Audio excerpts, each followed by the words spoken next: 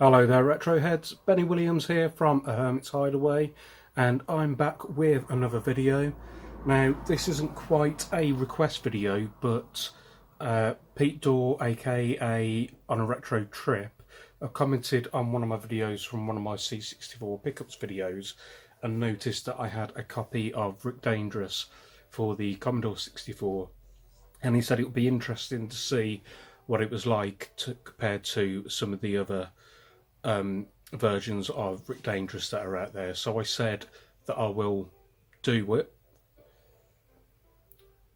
So I said that I would film a video on it so you can compare it and see what it's like. I do have the original game and I think it's new old stock, but unfortunately I think there's a problem with the tape. I think that it's suffered some sort of damage, so the tape won't load. But as I have my good old SD to IEC adapter for the Commodore 64, I was able to put on the D file, which is the disk file, which with the benefit of that is that it also loads even quicker as well. So we're going to have a go in a minute, and obviously just to show you, there's the original game and it's got some great music to it. Full disclosure, I have had a few goes on it now. I've managed to beat the first level and we're going to jump straight into it. So one of my Commodore 64 joysticks is playing up and it's not working very well, but I do have my good old trusty Action Pad AM Logic by Logic 3, and this works lovely for platform type games.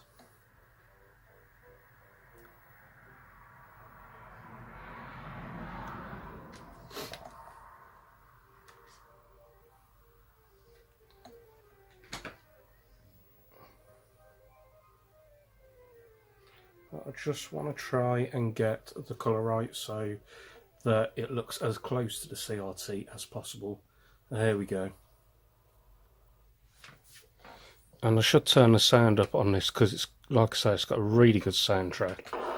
And because it's a 1989 game by Firebird Software and it's from the Kicks budget title, which this is an amazing budget title for a budget title, by the way. I can't imagine I'll get a copyright strike because it's almost, I guess, classed as abandonware.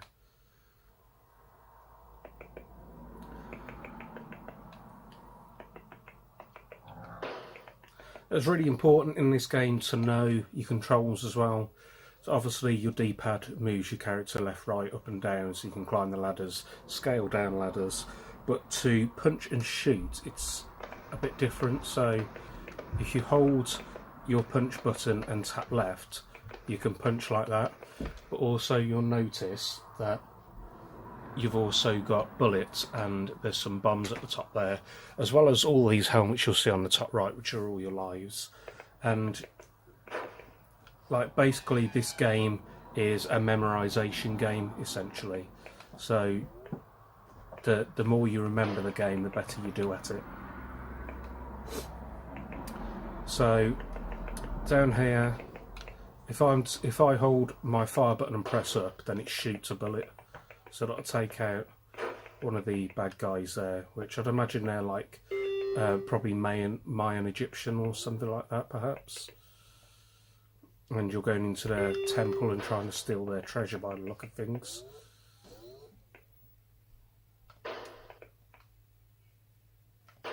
Of course, there's lots and lots of traps in here, and you've got to watch out.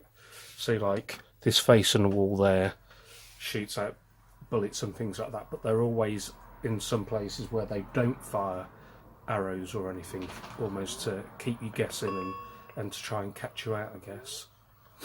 And then you've got this box which looks like a box of dynamite there, which is your ammo refill bar. And of course, as you see, there's loads of blind drops, so that's where the memorization part comes into it, and you've got to try and remember when you're falling down these pits which way to hold your button and turn.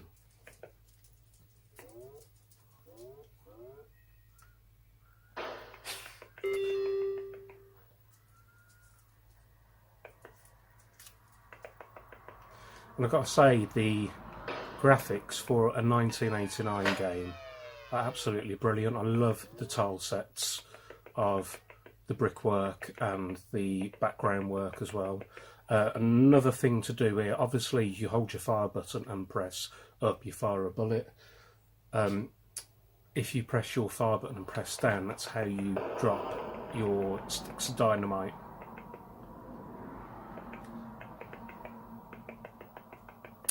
And as you can see here, there's a pile of dirt, and if you walk into it, then you die stupidly, which is really weird, which I'll show you now.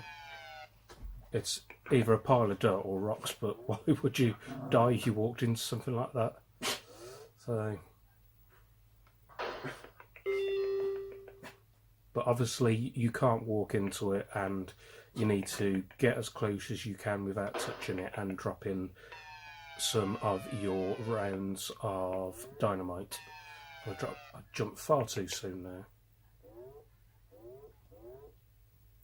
And in my practice runs I've been doing a lot better than this, but because it's not so easy to talk and play at the same time.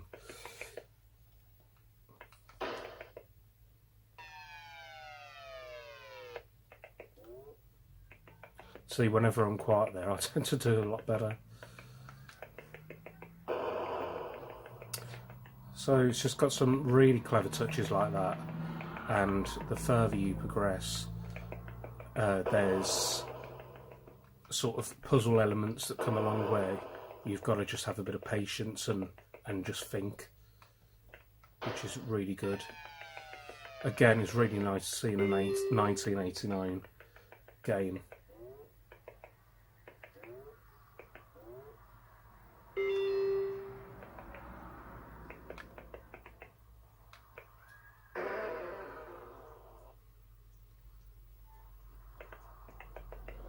Some of the game, as you can see, is just about patience and waiting for a little bit.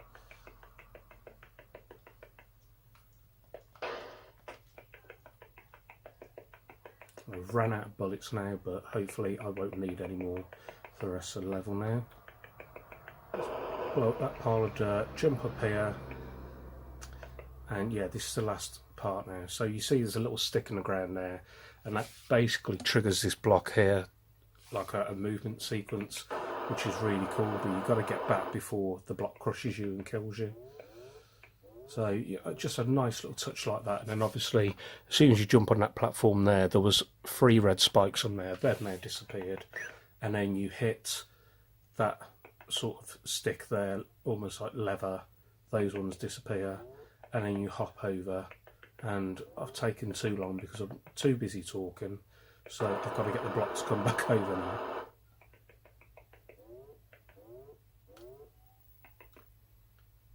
So the block moves by itself, so you just got to wait for it to come back, and then you duck and crawl, and that's level 1 done.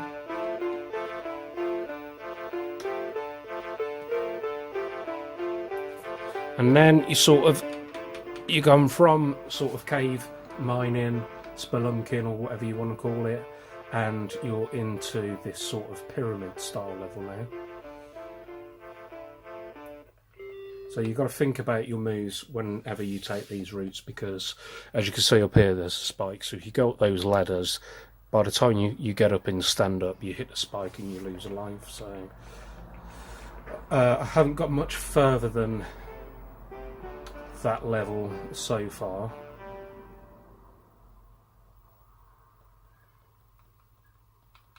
Just a little bit further than I've got just there. But what I think I'll do is I'll play it again, and I'll double the speed of where we were for the first level, so we get through that quite quickly, and then we'll have another crack at the second level. And this music here reminds me of the old sort of 1950s or 1930s or 40s cartoons, where there used to be a peril scene, or you get someone taking away, a damsel in distress, and they play that sort of music when they're panicking and their arms flailing, and there's no speech in it, so there'd be a speech bubble saying, "Save me, save me," if you get what I mean. If you're old enough to remember that, that is. So here we are, back to level 2 again. and they're going to try. Like, oh, I got stuck then, so I couldn't move the ladder.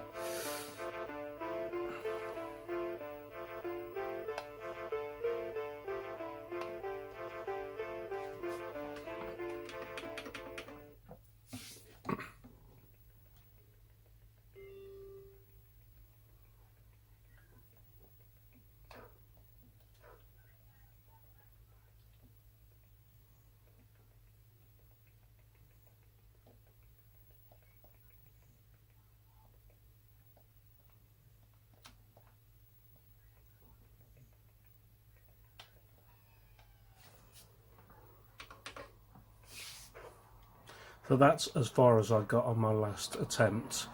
Obviously you see you've got to be really quick because the guy starts coming down from the top of the ladder. It's a bit like Load Runner, it reminds me of in that way. As you can see that when you start crawling towards the sort of snake-like statue in the wall that fires the sticks, it also stops firing them when you crawl towards it. So I'm just going to wait a minute, wait for him to come down and try and shoot him. There we go, get him out of the way.